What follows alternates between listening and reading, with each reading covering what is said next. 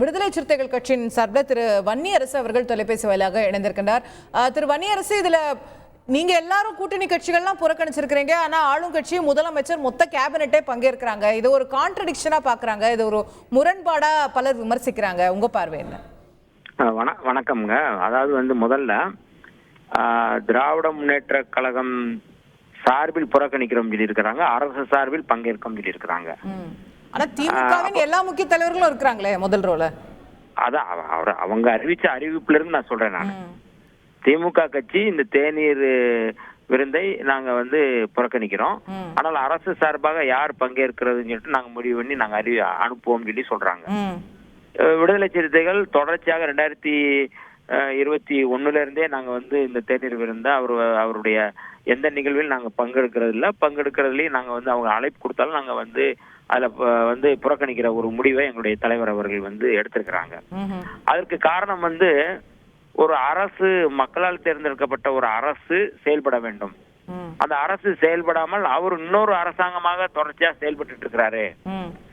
மிக முக்கியமா இந்த தமிழ்நாடு அப்படிங்கிற அந்த அடையாளத்தை அவர் மாற்றி தமிழகம் சொல்லி சொல்றது, தந்தை பெரியாரு, காமராஜர், அம்பேத்கருடைய பேரை அவர் சொல்லாமல் தவிர்ப்பது, இது எல்லாமே அவருடைய அந்த அரசியல், அவருடைய RSS அரசியல் அல்லது அவருடைய அந்த சொந்த அரசியலை ஒரு மாநில அரசியல புகுத்துறது இருக்குல்ல. அப்ப இது இந்த அரசினுடைய நலனுக்கு எதிரா இருக்கு, இந்த மக்களுக்கு எதிரா இருக்குது அப்படிங்கிற அடிப்படையில விடுதலை சிறுத்தைகள் இவருடைய நோக்கம் தவறான நோக்கமா இருக்கு. ஒரு ஆளுநர் அப்படிங்கிறது ஒரு மதிப்புக்குரிய ஒரு பொறுப்பு. நீங்க பட்டியலிடக்கூடிய இவ்வளவு காரணங்கள் தமிழக அரசுக்கு தெரியாதா? அவ்வளவு பேரும் போயிருக்காங்களே அப்படிங்கிற ஒரு கேள்வியை உங்க முன்னாடி வைக்கிறாங்க. அதாவது இது அத்தனை விஷயங்களையும் தமிழக அரசும் எதிர்த்திருக்கு, திமுகவும் எதிர்த்திருக்கு. அது எதிர்க்கலையும் நம்ம சொல்லல. அவங்க இதுக்கு எதிராக கடுமையா போராட்டமே நடத்திருக்காங்க. தமிழ்நாடு அப்படிங்கிற பேரை மாத்தினதுக்கு அவங்க போராட்டமே நடத்திருக்கிறாங்க. அப்ப அது நீங்க அந்த போராட்டம், எதிர்ப்பு அப்படிங்கிறது வேறு வடிவம். அது இது ஒரு தேநீர் விருந்து. இந்த நேரத்துல அவங்க ஏதோ கோரிக்கை வைப்பாங்க, தேநீர் விருந்துல கூட ஒரு கோரிக்கை வைப்பாங்க. அது என்ன அப்படிங்கிறது நமக்கு தெரியல. அதனால இத திமுக அரசு, அதாவது தமிழ்நாடு அரசு கலந்துருக்கு அப்படின்னு தான் பார்க்கணும். திமுக இதுல கலந்துக்கல அப்படிங்கறத நம்ம இதுல பார்க்கணும். ஓகே. இப்போ சற்று நேரத்துக்கு முன்னாடி பேசும்போது ஒரு பத்திரிகையாளர் குறிப்பிட்டாரு, திமுக புறக்கணிச்சிரும்னு எதிர்பார்த்து முன்கூட்டியே நீங்க எல்லா கூட்டணி கட்சிகளும் புறக்கணிச்சிட்டீங்க, இப்போ அவங்க கலந்துகிட்டது உங்களுக்கே சர்ப்ரைஸா இருந்துச்சு அப்படிங்கிற ஒரு பார்வை. அதுதான் நடந்ததா? அதாவது ஒரு கூட்டணி கட்சி அப்படிங்கறதுனால ஒரு செயல்பாட்டுக்கு எல்லாரும் ஒன்னா ஒருமித்த கலந்து பேசி முடிவெடுக்கணும்னு அவசியம் இல்லை. எங்களுடைய நிலைப்பாடு, நாங்க தீவிரமா இதை எதிர்க்கிறோம், அல்லது நாங்க ஆளுநருக்கு எதிரான மிகப்பெரிய ஒரு போராட்டத்தை நாங்க முன்னெடுப்போம். அதே மாதிரி இன்னொரு கட்சியும் முன்னெடுக்கும் அப்படிங்கிறது நாங்க எதிர்பார்ப்பது அப்படிங்கிறது ஒரு தவறானதான் நாங்க பார்ப்போம். அவங்கவுங்க நிலைப்பாட்டை என்ன அப்படிங்கிறது நம்ம அவங்கவுங்க முடிவெடுக்கிறது.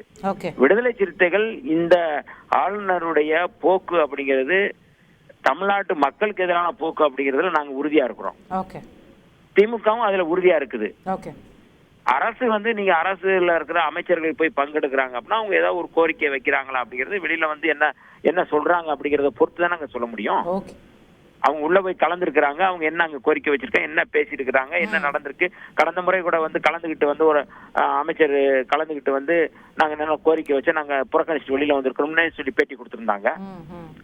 அதனால அது பங்கேற்றது தவறு நம்ம சொல்ல முடியாது. அது வெளியில என்ன கருத்து சொல்றாங்க அப்படிங்கறத நம்ம பார்க்கணும். ஓகே, நன்றி திரு வன்னியரசு.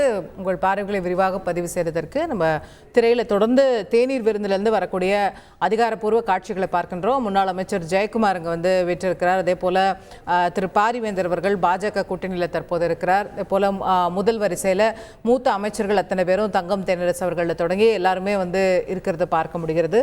அதே போல முதலமைச்சர், சபாநாயகர், மூத்த அமைச்சர் திரு துரைமுருகன் அவர்கள் எல்லாருமே முதல் வரிசையில ஆளுநர் உட்காரக்கூடிய இடத்துக்கு பக்கத்திலேயே அவங்க உட்கார்ந்துருக்காங்க அப்படிங்கறத பார்க்கணும். இப்போ ஆளுநர் அனைவரையும் வணக்கம் செலுத்திவிட்டு அனைவரையும் வரவேற்று விட்டு இப்போ அவர் மேடைக்கு வருகிறார் அப்படிங்கிற காட்சிகளையும் பார்த்து கொண்டிருக்கிறோம். செய்திகளை உடனுக்குடன் தெரிந்து கொள்ள உடனே சப்ஸ்கிரைப் பண்ணுங்க.